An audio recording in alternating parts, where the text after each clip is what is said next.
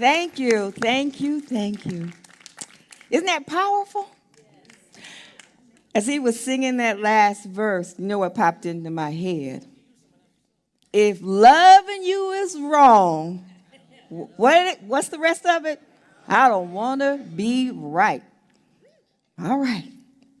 So I'm going to say that to you. If loving all of you is wrong, I don't want to be right. So good morning, Renaissance Unity. This is the day that God has made. Let us rejoice and what? Be glad in it. Oh, it's Sunday. It's warm outside and it's cold in here. Isn't that the reverse? Normally, during Michigan weather, it's cold outside and warm in here, but we're going to be okay. So let's get started. First of all, before we move on into our lesson, our journey this morning, I want to recognize those who have made a significant change in their life. Where are my graduates? Where are the graduates? Stand up. If you have graduated high school, preschool, college, graduates, now don't make me call you out. All right, come on. Michael, stand up, please. Anyone else? Any other graduates? Point of pride, point of pride. That young man and that young lady were both in my first grade and kindergarten classroom, so someone's getting old, right? It is not me, but I just want to recognize and congratulate. You're going to Oakland? Oakland? Yes? And Maya, you are at? Can't hear you. Macomb. Amazing young people, our next generation of unity. Let's give them a blessing. Come on, you all. Rub those hands together. Let this energy get going. Let's warm up our hands. It's already cold in here anyway, so if we take our hands and warm them up. And let's start with the blessing. Michael, we love you. We bless you. We appreciate you. And we behold the Christ in you. Maya, we love you. We bless you. We appreciate you. And we behold the Christ in you. Oh, good luck, you all. I am so proud of you. Peacock proud. When a peacock spreads their, yeah, okay. There you got it. All right, several weeks ago, I was asked, what is unity? So I was inspired to introduce to some and review and remind others this brief overview of unity. Unity, it's practical Christianity, and it's based on the teachings of Jesus. Unity believes that we are all fellow members in life's fascinating classroom. It is a link to the educational movement inaugurated by Jesus the Christ. Our objective is to discern the truth in Christianity and prove it. Unity is based on 5 principles. There's only one presence, one power active in this universe, and you and me, and in our life, and that's God the good. Our essence is God, and therefore we are inherently good. This God essence called the Christ was fully expressed in Jesus, and it is within us. This spark of divinity is within everyone, and we are co-creators with God, creating our reality through thoughts held in what? And through prayer and meditation, we align our hearts, our minds with God. And denial and what? Affirmations are the tools we use. And through thoughts, words, and actions, we live in our truth. So for those of you who needed a refresher, and those of you who didn't know, that's a little bit of Unity Basics. More to come. Stand by. This morning, our Sunday morning experience takes us on a spiritual journey. And I came up with 3 talk titles. 3 of them emerged. First one was Ready, Set, Go. Ready, Set, Grow. Ready for a change. And get on your mark. Get set and grow. Ready for a change, 1. So before we get started, let me share a little letter with you. It's a letter from a mom. You know, we love our moms.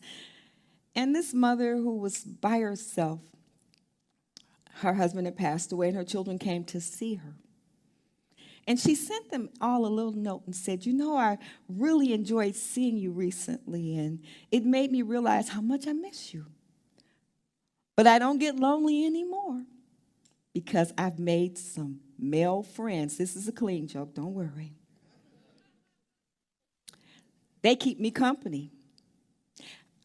I wake up in the middle of the night with Mr. Charlie Horse. I exercise my willpower. I spend my days with Mr. Arthritis, and I go to bed with Ben Gay. Amen? Things are not the same. Everything is further away than it used to be. I notice it's twice as far to the corner, and they've added a hill. I've given up running for the bus because the driver moves faster than it used to, and they are making stairs steeper than the old days. And I've noticed the small print in the newspaper now. There's no sense in asking anyone to read it aloud because everyone speaks in low voices. I can hardly hear them. Even people are changing. They are so much younger than they used to be when I was their age. And on the other hand, people my age are so much older than I am. I ran into an old friend the other day, and she had aged so much that I didn't even recognize her. And I'm writing this letter as I sit in front of my dressing table. And just as I glanced at my reflection, I confounded. They don't even make mirrors like they used to. Love, Mom. So you get the gist of it, change, right? So while preparing for this message for today, I asked my assistant, Alexa, the definition of change. She told me there are 32 different definitions for change. There are nouns, there are verbs, and there are others. The one that stuck with me was to alter, to transform. And as I was inspired by Spirit, opening up my heart and listening, a few change songs came to mind. George Benson, Everything Must Change. Tamala Mann, Change Me. Tremaine Hawkins, A Wonderful Change Has Come Over Me. And David Bowie, Change. Well, not really. It was Fame. I tried to make it change. You know how you hear some, as children, we add our own word. I was listening, and I said, oh, change. And it was Fame. So ready for our change.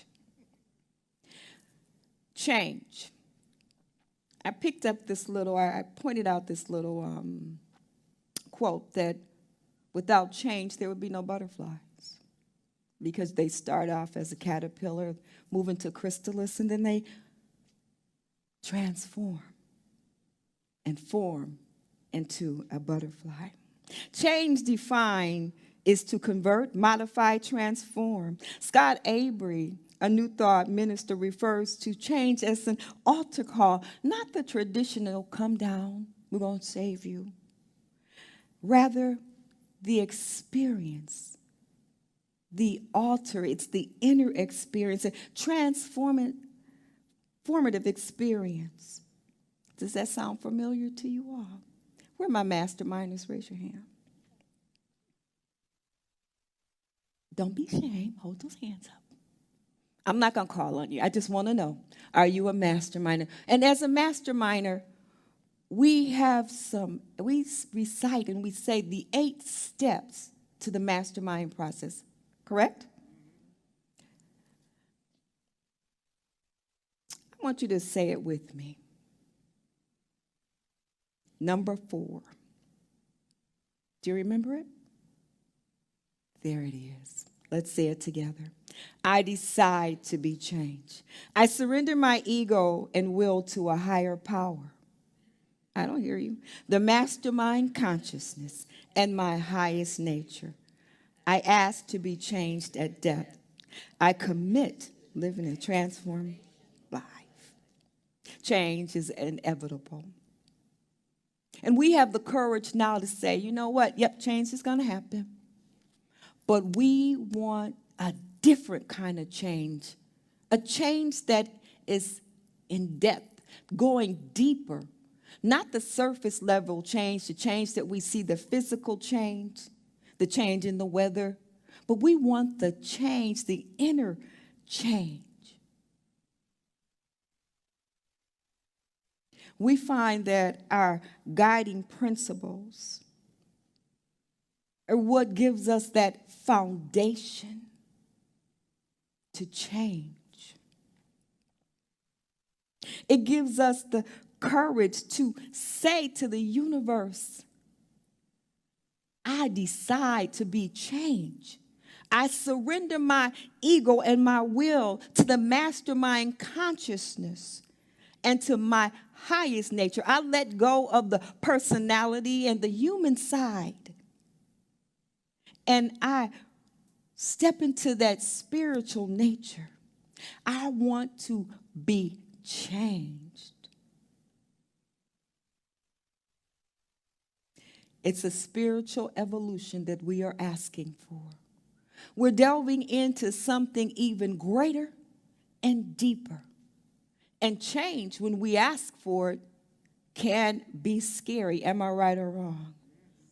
We can get scared or afraid. We then ask ourselves, what were you thinking? What were you doing? Why do you want to change? But we came here for a purpose. We came here as spiritual beings to live out a purpose. Sometimes we forget about it. We let the humanness get in the way. And we forget that the spiritual part of us is the greater part. Let's keep going.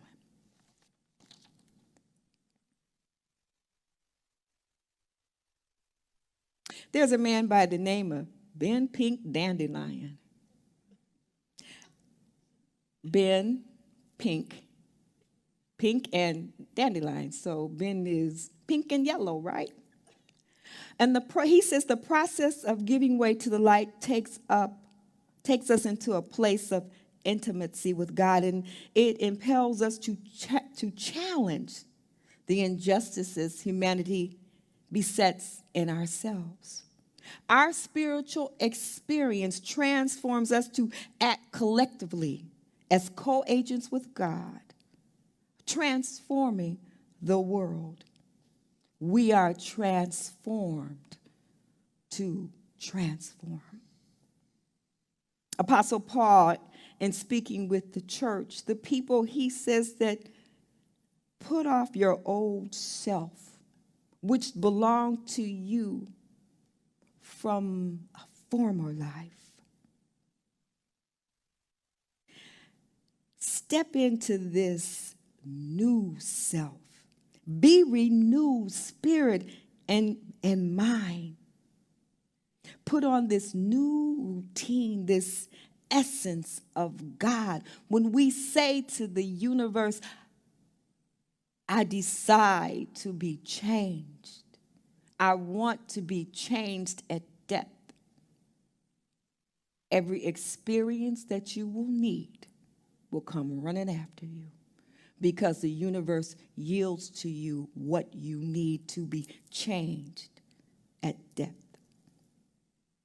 Now, metaphysically, when we look at this, we're putting off the old refers to letting go of negative thoughts, patterns, behaviors, and belief that no longer serves our spiritual growth.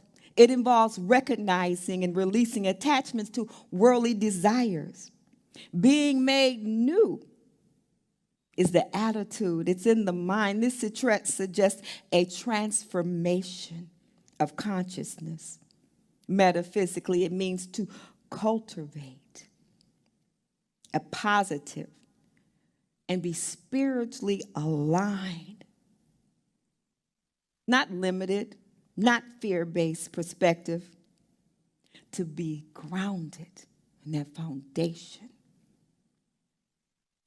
These verses can be seen as an invitation to undergo spiritual transformation, moving from the old, limited self to a new way of being that reflects our divine nature, and brings us closer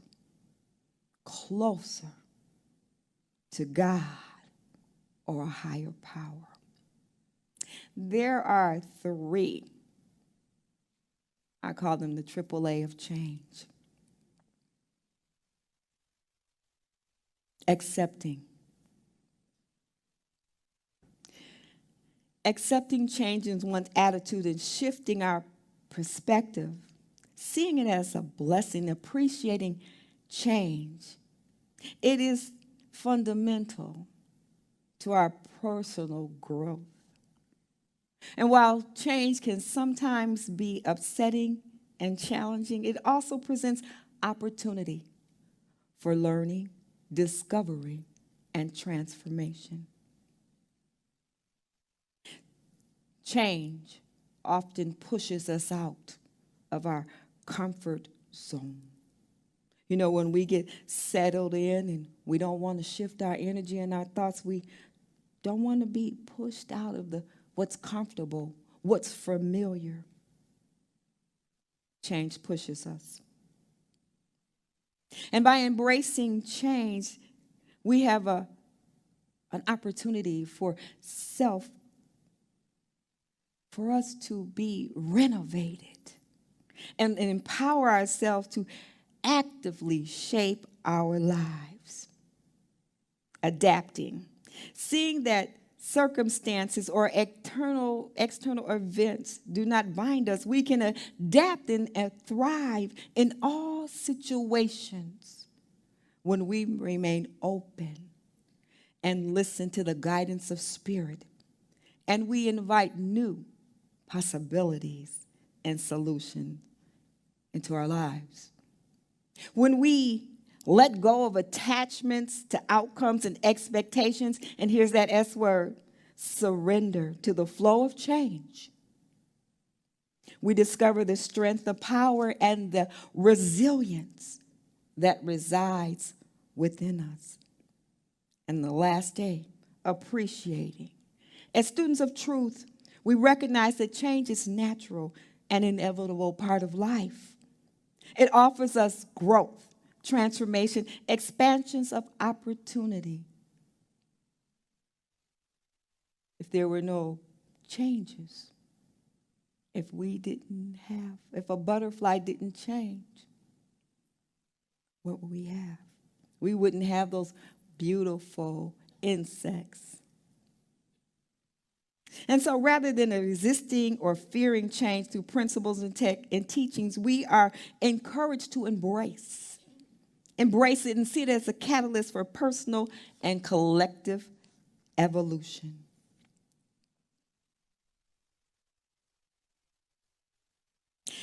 Appreciating change within the context of unity and new thought also involves cultivating a mindset of openness. Being open, the song, open my heart, open my mind. I want to see you, God. And that guiding principle, the power of consciousness, the co-creation, to actively participate in the process of change when we say, I decided to change. I surrender my ego, my humanness, my thoughts, my will to a higher power. I had a situation, and I said, what's going on here? First, a contractor ruined my driveway. So I've been chasing him for about 3 years to fix it. And I put my hands on his man gonna pay for my driveway. I'm about sick of him. And I kept going to the 36th District Court, doing everything that I needed to do. He's fine. I was frustrated and out a lot of money. The moment I surrendered and let it go and not let it be the human experience and let my ego get in the way that I was going to force him to do what he needed to do, the universe opened up and said, okay, we're going to fix this for you. Well, I had another situation. Someone ran into my deck. You said, Reverend Wilma, what are you doing? What happened? Again, ego-centered. I'm going to make this happen real quick. Nope. The moment I surrendered, the moment I let it go, you know what happened? The universe provided me with the resources for the deck and the driveway. Isn't that awesome? So when you let go and when you let God and when you surrender, it works out. Forgetting the former things. Do not dwell on the past. I am going to do a new thing. A new thing for you, a new thing in you. When you allow Spirit to take over and you surrender, you remember whose you are. And you let go of that human part, that attachment, the need to be in control. It all works out for you. It works out. Let that stuff go.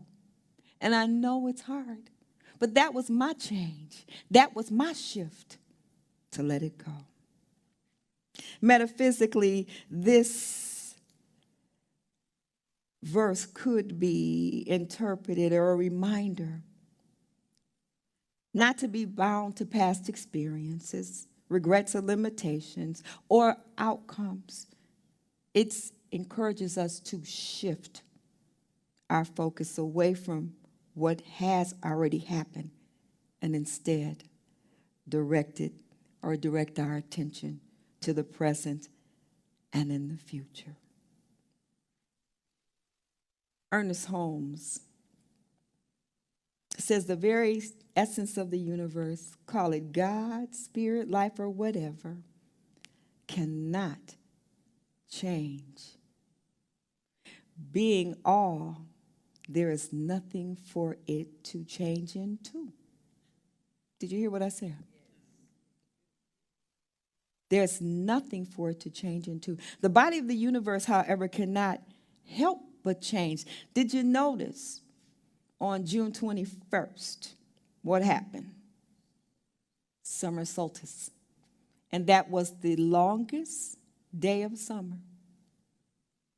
That was when the sun was in this highest position. And you know what happens after that, right? We start to lose time. Now, the universe and the world doesn't say, I need to change. It's on automatic. It just happens.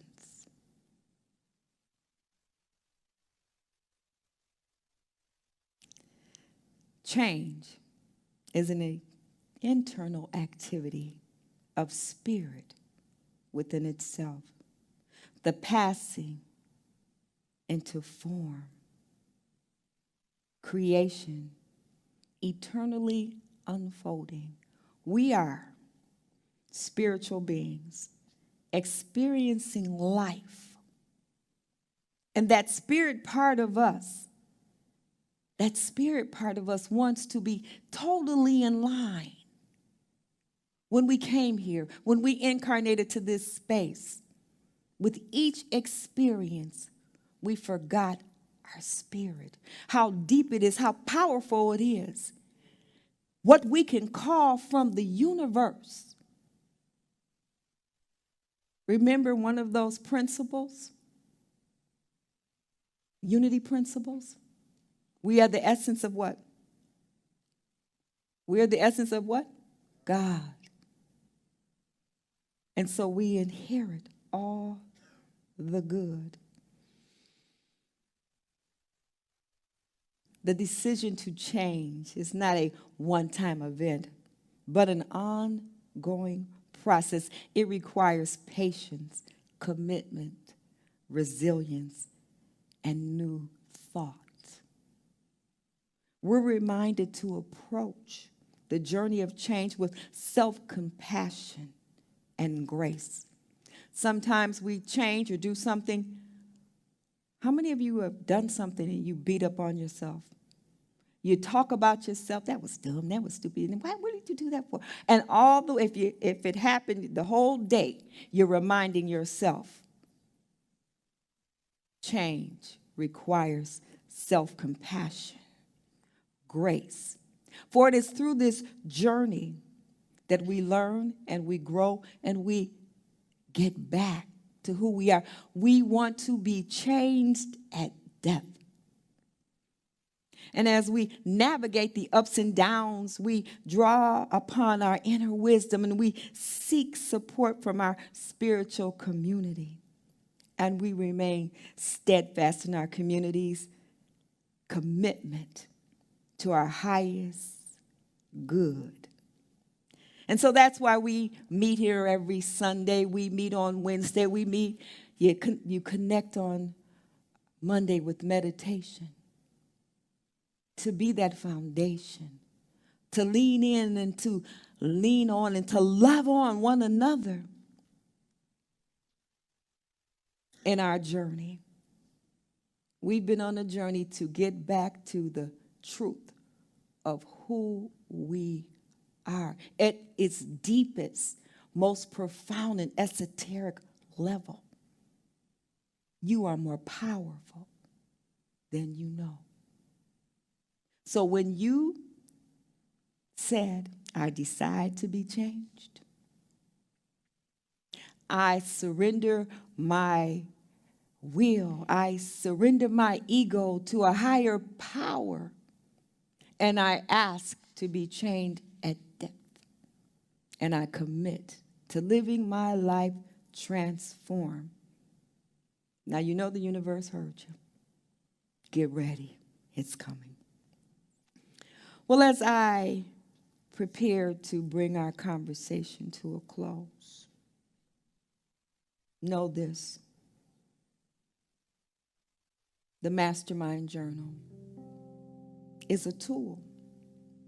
It's a tool to use.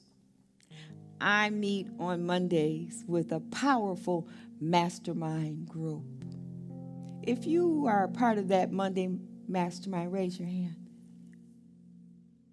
We have Anna, Chris, Felicia, Lisa, Anna, Kim.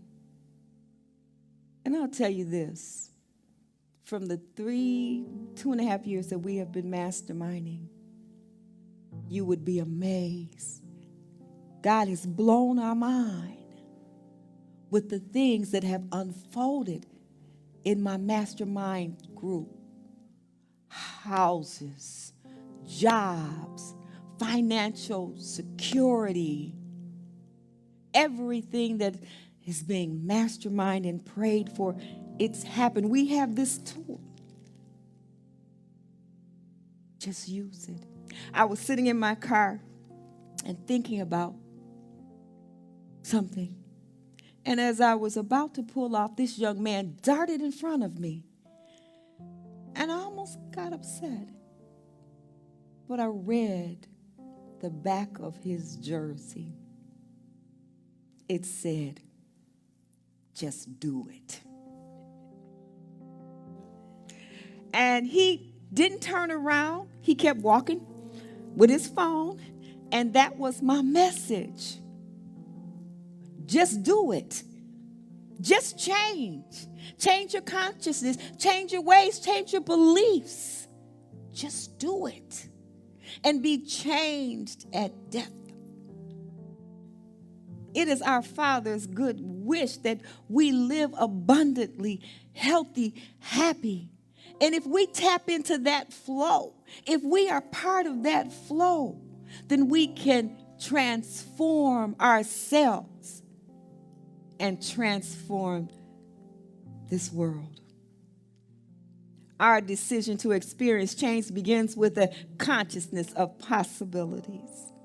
Stephen Covey, in his book, The 7 Habits of Highly Effective People, he says, begin with the end in mind. Choosing your future creates a mental picture of the possibilities.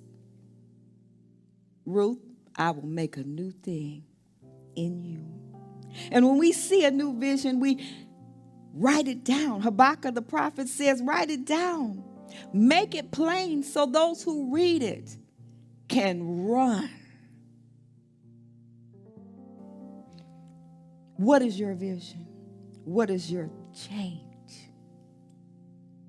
When we embrace our ability to manifest change, we see it as a spiritual practice, and we're open and receptive as an opportunity to deepen our spiritual practice in times of challenge and transition. We are called to connect with our inner self, the inner spirit, to seek guidance from divine wisdom, to cultivate mindfulness, gratitude, and self-reflection as we navigate a change of path with grace and understanding. And that C word, compassion. When we consciously address barriers to change, a wise man remarked, put it into prayer. They all work out.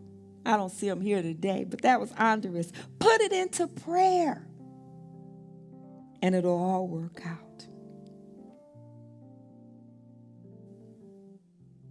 And when we ask for help and listen to the guidance of Spirit, we navigate and we change. We tap into the unlimited potentials the universe has to offer, and we co-create with God. It's time for us to change, to open our arms and accept with joy and prepare for this journey of deep change. Are you ready? Are you ready? On your mark. Philippians 3:12 says, forgetting those things that left behind and reaching forward to press towards the mark of God's higher calling. Change is a catalyst. It's a personal growth. And through the principle of unity, we can harness the power of change. We're embarking on a transformative journey towards our highest potential. May we have the courage to embrace change, let go of the old, and embrace the new with open minds, where we find strength, peace, and joy in this ever-evolving dance of life. Renaissance Unity. If loving you is wrong, I don't want to be right. Change your thoughts. Change your life. It has been my pleasure to share with you my thoughts on change. Have a wonderful Sunday.